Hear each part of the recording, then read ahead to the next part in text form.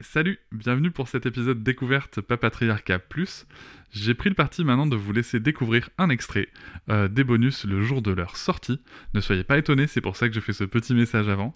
L'épisode va s'arrêter au bout de quelques minutes. Si vous souhaitez continuer bien sûr l'écoute de cet épisode et de l'ensemble des bonus, vous pouvez cliquer sur le lien en description pour vous abonner. Je vous souhaite un bon extrait. Avec quelqu'un qui a dit que je peux pas jouer aux poupées, et après j'ai pleuré. Bienvenue sur Papatriarcat, le podcast qui réfléchit à la parentalité au XXIe siècle pour l'affranchir du modèle patriarcal. Bienvenue dans cet épisode bonus. Je tiens avant tout à vous remercier énormément, car si vous pouvez l'écouter, c'est que vous soutenez mon travail tous les mois. Et c'est grâce à ce soutien, grâce à cette énergie et à vos écoutes, que le projet Papatriarcat peut continuer, que ce soit en podcast ou sur d'autres supports. Et je vais maintenant vous laisser tranquillement découvrir ce contenu exclusif, et je vous souhaite une très bonne écoute. Tu préfères que je t'appelle Noëlla ou chérie? Je sais pas. Tu sais pas Salut Noëlla. Ah oui, mais moi je t'appelle comment? Et appelle-moi Cédric ou chérie, comme tu veux. Bonjour Cédric. Bienvenue dans le podcast Papatriarcat. Donc, pour celles et ceux qui ne la connaîtraient pas, Noëlla est ma compagne. Donc, c'est pour ça que je me demandais si j'ai appelé Noëlla ou chérie. Et elle vient nous parler de son allaitement qui a duré un certain nombre d'années. Et il y a un truc très drôle, c'est que quand moi j'ai raconté comment j'avais vécu cet allaitement dans le podcast Milkshaker, quand Noëlla l'a écouté, elle s'est dit c'est bizarre, j'ai pas vraiment le même vécu que toi. C'est clair. Et donc, du coup, on profite de ce bonus de la semaine de l'allaitement pour essayer de laisser à Noëlla la possibilité de nous raconter son allaitement. D'avoir mon droit de réponse. Un petit peu, ouais. Est-ce que tu veux... Vas-y, je t'en prie, tu peux commencer par le début peut-être. Moi, j'ai une question quand même à te poser du coup pour commencer. C'est que l'allaitement, dans notre projet parental, c'est quelque chose qui était très très cher à tes yeux. En tout cas, je l'ai perçu comme ça. D'où ça vient le fait que ça a été important comme ça pour toi? Dans ma tête, c'était naturel en fait, de me dire direct, je vais allaiter. Je pense que j'ai une expérience aussi personnelle par rapport au lait de vache aussi, qui m'a été une grande souffrance dans ma vie depuis l'enfance au niveau santé. Et donc en fait, entre ça et un produit gratuit qu'on produit soi-même, indépendant de société, c'est vrai que en fait, je me suis toujours dit, si j'ai un bébé, je vais allaiter. Donc l'allaitement, c'est naturel, ce choix est naturel. Donc c'était direct en fait, sauf qu'en fait j'avais pas du tout compris que c'était pas inné. Donc en fait naturel était pas du tout relié à comment ça allait se passer, mais voilà, j'avais cette idée depuis toujours, je pense, et en fait je m'étais pas trop posé la question d'un autre choix finalement, quoi. Alors qu'en fait j'y connaissais rien du tout, et je pense que dans mon entourage il y avait absolument personne qui allaitait ou qui avait vraiment allaité longtemps ou avec succès, parce qu'il y avait beaucoup d'expériences négatives autour de nous, quoi. C'est vrai. D'ailleurs, ma propre mère raconte que c'est son allaitement qui lui a fait une dépression du postpartum dans l'épisode que j'ai fait avec elle, donc c'est un gros sujet. Mais tu vois, bizarrement, elle nous a beaucoup encouragés là-dessus. Là, en t'écoutant, je me dis, comment t'aurais réagi à ton avis si je t'avais dit non, mais attends, et la place du papa, moi aussi je vais allaiter, donc ça sera des biberons et puis c'est tout.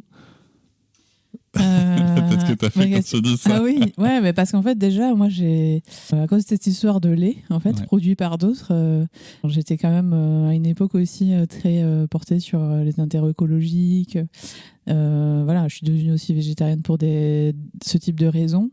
Et à l'inverse, mon père m'avait beaucoup bassiné sur les pubs qu'il y avait à l'époque, là, les produits laitiers sont vos amis pour la vie. oh. Voilà. Alors qu'en fait, ça m'a rendu malade depuis l'enfance, quoi. Et puis, en me renseignant avec cette problématique, je me suis rendu compte que d'autres pays ne consommaient pas du tout ce type de produits.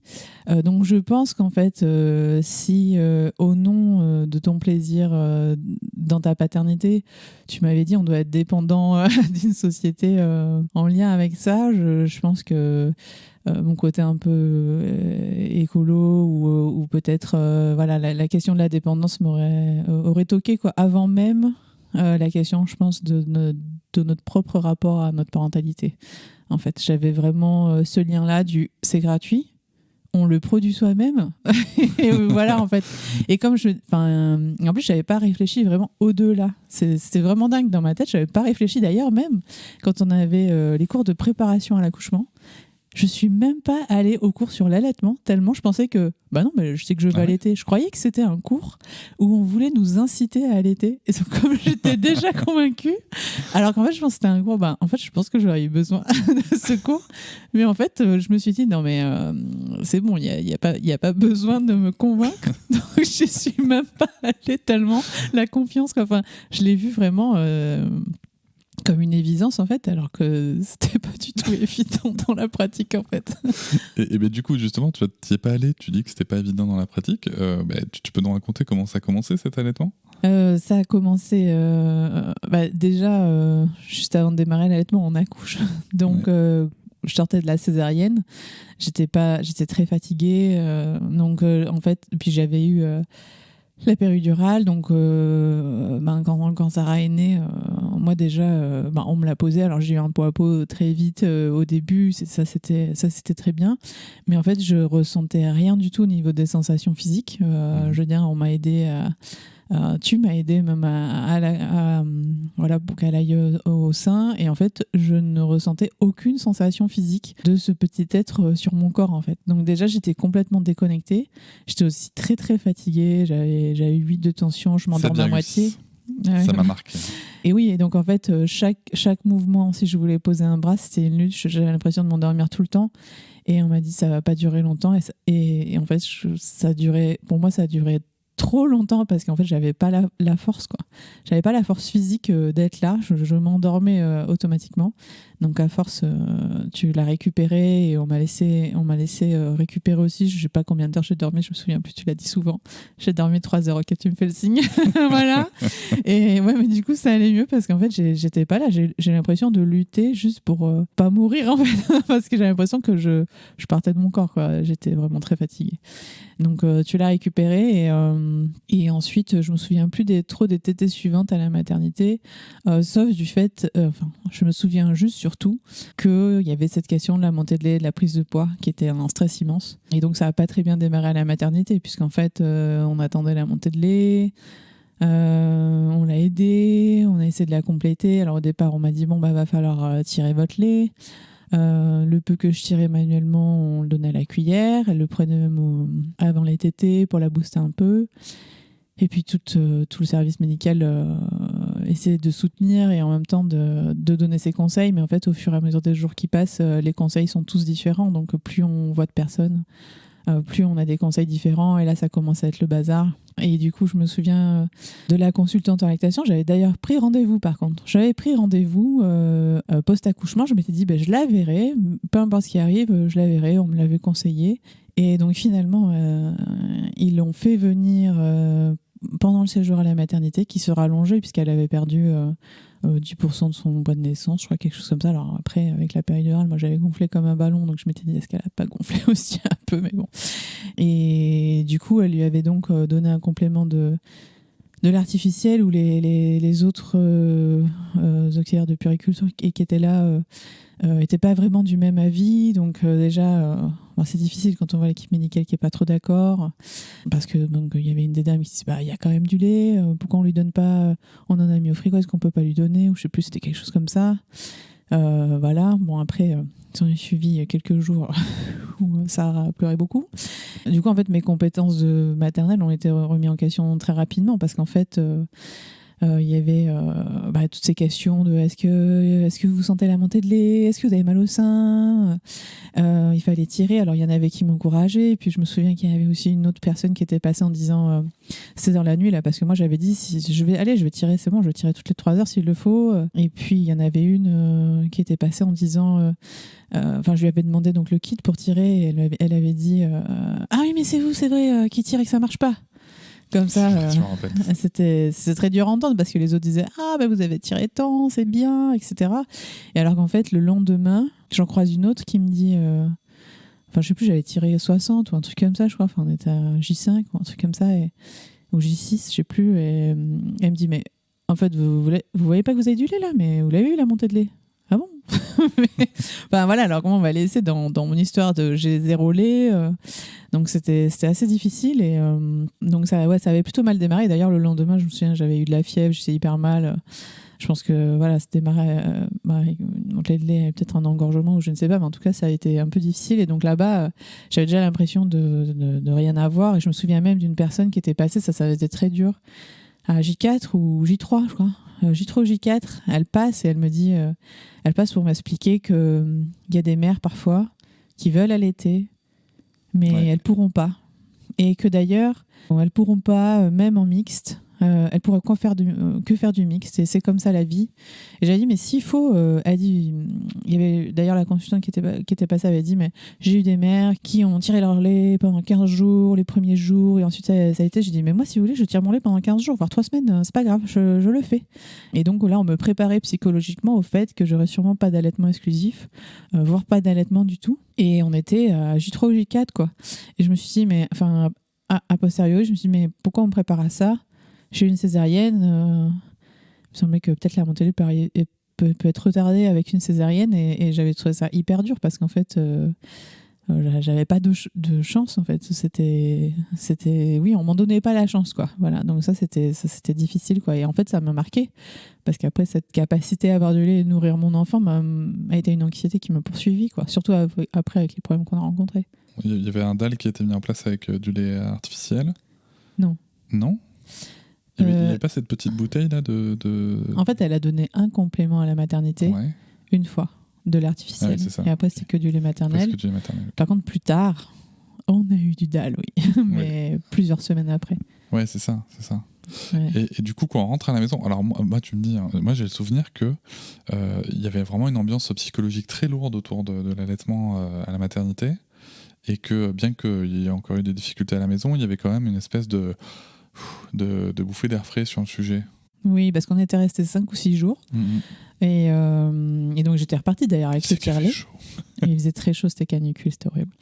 Et donc quand on est rentré, déjà on était libérés parce qu'on était chez nous. On n'avait plus cette difficulté de personnes qui nous donnaient des conseils de tout et son contraire, quoi. C'est ça qui était difficile, je trouve. Donc fallait vraiment rentrer au bout d'un moment. Et il y avait le suivi avec la sage-femme qui a aussi permis de confirmer qu'en fait, comme la dame de la veille qui nous avait dit, mais en fait c'est bon, votre lait il est là. Moi j'avais pas compris, vu qu'on m'avait laissé dans ce stress de tirer toutes les 3 heures, prenez votre nouveau kit, en plus le tire-lait était hyper douloureux, c'était pas du tout adapté, et donc j'étais restée là-dessus, quoi, en mode machine. Voilà. D'ailleurs j'avais l'impression d'être de plus trop avoir de sentiments. J'étais juste en mode il faut faire les choses, et même avec toute cette remise en question sur mes capacités, je me souviens que j'avais mal vécu le fait d'enlever les agrafes là, et d'ailleurs ça s'est libéré là, en fait, parce que moi j'ai fait une sorte de crise d'angoisse après le jour où on a enlevé les agrafes, où ils ont essayé de me donner le méopam, mais c'était un masque troué. Du coup je ne prenais pas du tout le gaz et tout le monde était en stress, les pauvres personnel. Et à ce moment-là, j'ai pleuré toutes les larmes de mon corps, et j'ai eu l'impression que quelque chose s'est débloqué en moi, quoi. Franchement, parce que j'étais passée en mode machine, quoi. Donc c'était un peu difficile. Et à la maison, on a revécu, quoi. On a ressoufflé, et du coup, tout se confirmait qu'elle prenait du poids. Voilà, donc là c'était libérateur quand même. Et que du coup il y avait du lait, et que ça allait, parce que moi je me rappelle que il y avait quand même, c'est là où ça va être intéressant, c'est comme pour moi en fait, à ce moment-là je me dis ça va quand même bien, tu vois, voilà, elle tète, ça va, elle prend, je sais plus si t'avais commencé à tirer du lait quand on arrivait à stocker à ce moment-là. Non, c'était pas du tout à ce moment-là, okay. Parce qu'après j'avais vu avec la sage-femme pour arrêter les tirages quand même. Ouais. Donc on les a arrêtés assez rapidement, mais en fait je crois vers 3 semaines ou 1 mois, quelque chose comme ça, j'ai eu la première baisse de lactation. Et là c'était le drame. Ouais, elle avait au départ des difficultés, elle drainait pas très bien, alors elle avait du mal à gérer le débit et tout, c'était le bazar. On m'avait conseillé d'allaiter sur un sein pendant plusieurs tétées, etc. Puis finalement, combiner le tout ensemble, ça avait engendré une baisse, et donc il avait fallu remonter la lactation, et là ça a été un grand stress parce que je perdais ma capacité, voilà. Et donc le risque de ne pas la récupérer, pour moi, je l'ai très mal vécu. Je me souviens, j'avais toujours ce tirelet, donc on était à fond. Enfin voilà, on avait remarqué ça. J'avais remarqué déjà qu'elle s'agaçait, qu'elle avait du mal à finir, qu'elle n'était pas rassasiée. Donc je me souviens avoir versé beaucoup de larmes. Souvent, enfin d'ailleurs, quand on parle d'allaitement, souvent au départ, la première chose à laquelle je pense, c'est ces larmes-là, ces larmes de ces baisses de lactation-là. et je me souviens de toi m'ayant réconfortée, m'ayant aidé pour les dalles aussi, du coup, à se positionner pour le dalle, etc. Et je me souviens aussi que tu m'avais jamais mis la pression sur des compléments de l'artificiel, par exemple, qui n'ont pas été nécessaires. Donc je sais pas si à un moment on avait dû avoir nécessité, quelle aurait été ta position. Si ça avait été nécessaire, on aurait donné, c'est sûr. Mais en tout cas, je me souviens que se retrouvant dans ce cas de figure où c'est quand même lourd parce qu'il faut tirer, donner le sein, compléter, etc. Mais il fallait quand même du temps, quoi. Surtout que c'était difficile un peu de la poser et tout. Tu étais disponible vu que tu étais en congé parental. Voilà, on pouvait le faire à 2 et du coup, on a pu remonter ça, quoi. Petite parenthèse, du coup, sur cette question-là. Est-ce que tu penses que globalement, la décision la présence du congé parental, c'est quelque chose qui a été vraiment déterminant sur tes ressentis, sur le fait de passer ces moments-là tu vois, si j'avais travaillé, est-ce que j'aurais pu t'aider tu vois, j'aurais pu être très confortant finalement, peut-être avec des mots, mais est-ce que la présence, c'est vraiment quelque chose qui a été important ? Déjà, là, au niveau logistique, la présence, c'est clair que c'était important parce que je sais pas si j'aurais pu être aussi disposée à faire les tirages, prendre le temps de compléter, etc., juste seule. Parce que c'est quand même assez lourd, faut prendre du temps pour ça. Et en plus, psychologiquement, j'étais mal, donc en plus, je culpabilisais parce que si je suis mal, ma lactation va être impactée, donc voilà. Et puis en plus, toi, ta sauce, tu essayais de faire ce que tu pouvais. Je me souviens que tu étais en mode, alors on va faire des tisanes d'allaitement, etc. Tout ce que tu veux faire. Qu'est-ce que je te disais et je te disais. Tu m'obligeais à boire ce truc. Je t'obligeais. Non, je te l'ai préparé, mais je te disais qu'il fallait les boire. En fait, il y avait ce côté, c'est très vrai ça. C'est vrai que je te faisais, du coup, dès que tu avais une baisse de lactation. Alors, les baisses de lactation, il y en a eu plusieurs. Il y en a eu plusieurs parce qu'en fait, oui. Et je te laisserai revenir dessus, mais moi, en fait, du coup, à chaque fois, je me disais, waouh, il y a une baisse de lactation, en effet, ça te mettait dans des états incroyables de tristesse. Et en fait, je me rappelle que, je crois qu'à la première, avec la tisane, alors je sais pas, c'est ma perception, mais genre ça allait mieux, tu vois. et en fait, il y avait aussi pour moi ce côté de je peux agir. Tu vois, je peux vraiment t'aider en faisant genre une tisane. Je me rappelle qu'après, alors je sais pas si c'est à la première ou après, je t'avais acheté des bières sans alcool et je te disais si bois de la bière, bois de la bière aussi. Bière et tisane. Mais ouais, c'était un gros